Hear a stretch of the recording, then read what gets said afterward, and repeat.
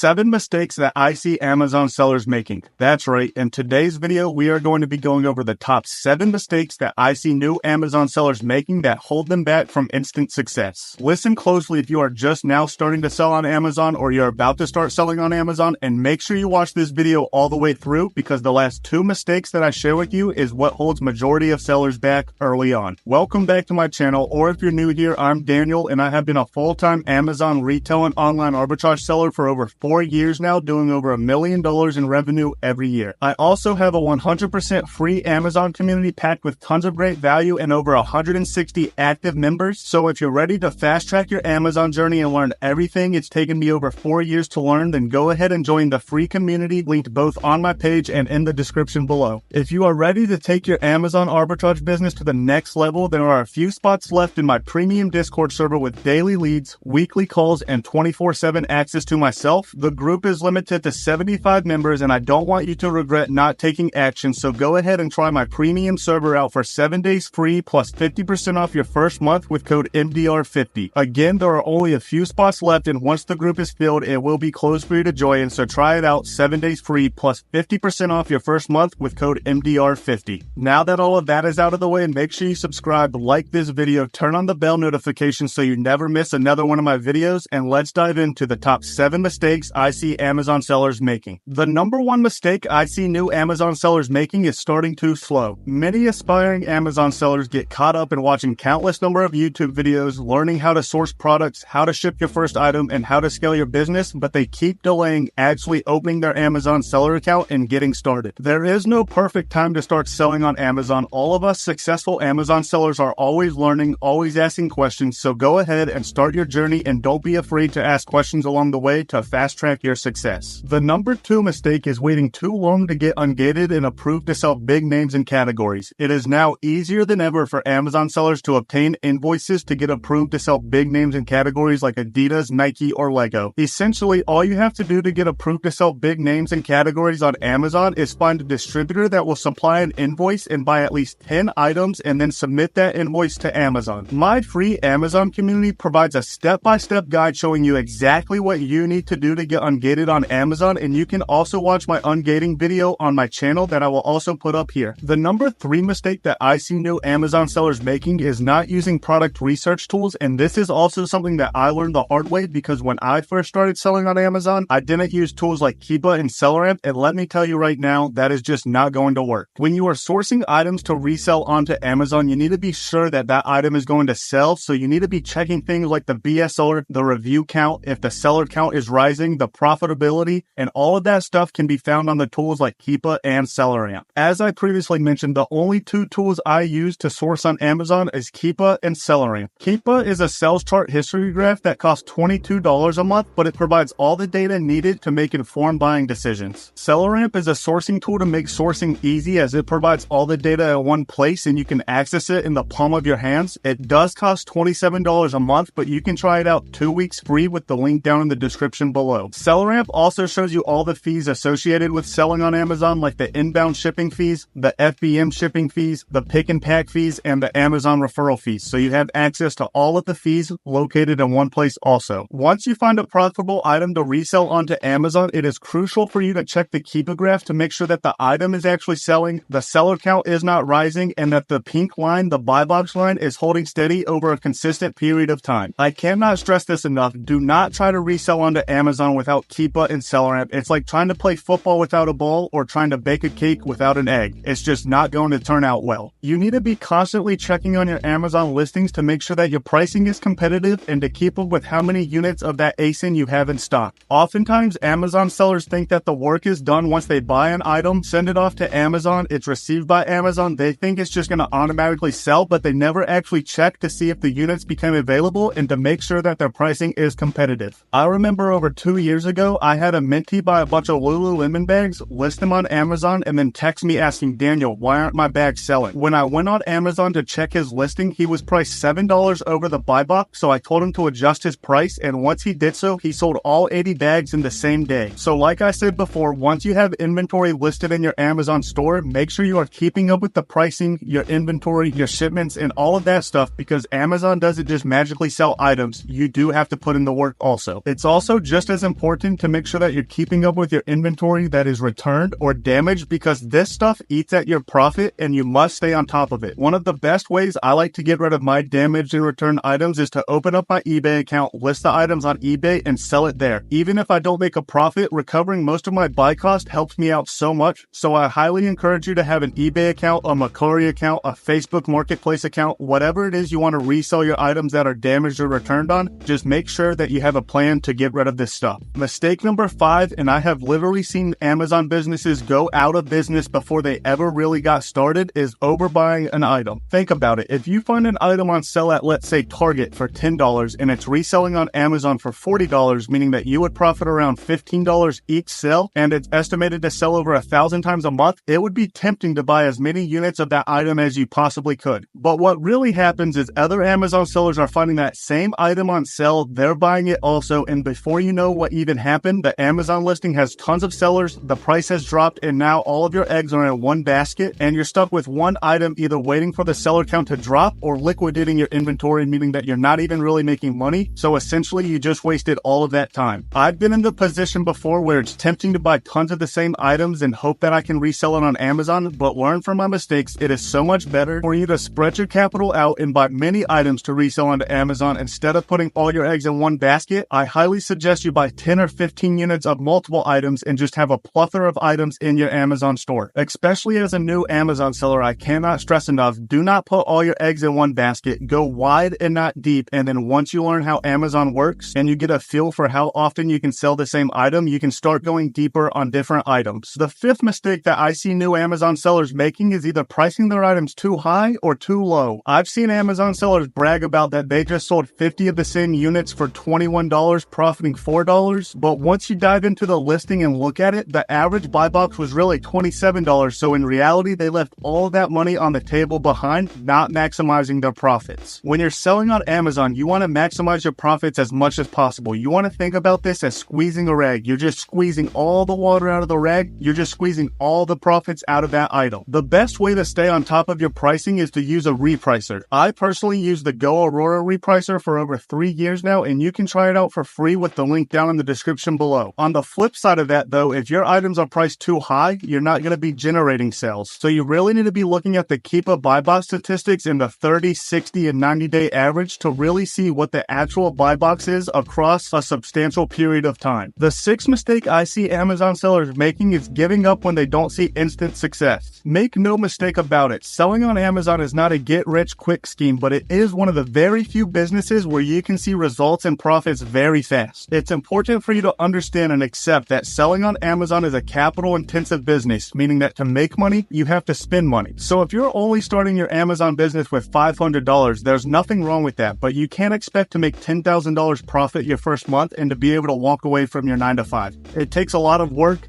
dedication, but when you compound, you can see the results that you want to see. If you ask any Amazon seller, they would tell you that they made mistakes, especially early on, but after failure comes success. The important thing is to always be learning and to fail fast, because the faster you fail, the quicker you learn, and the more likely you will be to not make that same mistake again. This is why it is so important early on in your Amazon journey to go wide on products and not deep on products, because you are going to make some mistakes, so I can't stress this enough. Do not have all of your eggs in one basket. Go wide and not deep so that you can lessen those mistakes and learn quicker. The more items you sell on Amazon and the longer you've been selling on the Amazon platform, the more likely you will be to make great business decisions and lessen the questionable decisions that end up costing you money. The 7th mistake and the number one thing holding Amazon sellers back is trying to do everything themselves. The best way to fast track your Amazon journey is to join a community of like-minded people who are on the same mission that you are. The number one thing I see new successful Amazon sellers doing is joining communities and asking questions to people who are in a better business position than they currently are. With weekly calls, over 160 active members, and 24/7 customer support, my free Amazon community is a great place for you to start, and I would love to have each and every one of you join. If you are ready to take your Amazon arbitrage business to the next level, there are a few spots left in my premium Discord server with daily leads, weekly calls, and 24/7 access to myself. The group is limited to 75 members, and I do not want want you to regret not taking action, so go ahead and try it 7 days free plus 50% off your first month with code MDR50. Again, there are only a few spots left, and once the group is filled, it will not be reopened, so go ahead, try it out 7 days free plus 50% off your first month with code MDR50. If you enjoyed today's video, please subscribe, like this video, turn on the bell notification so you never miss another one of my videos, and if you have any questions, please leave them down in the comments below as I do answer all of my comments, and I'll see you guys next time.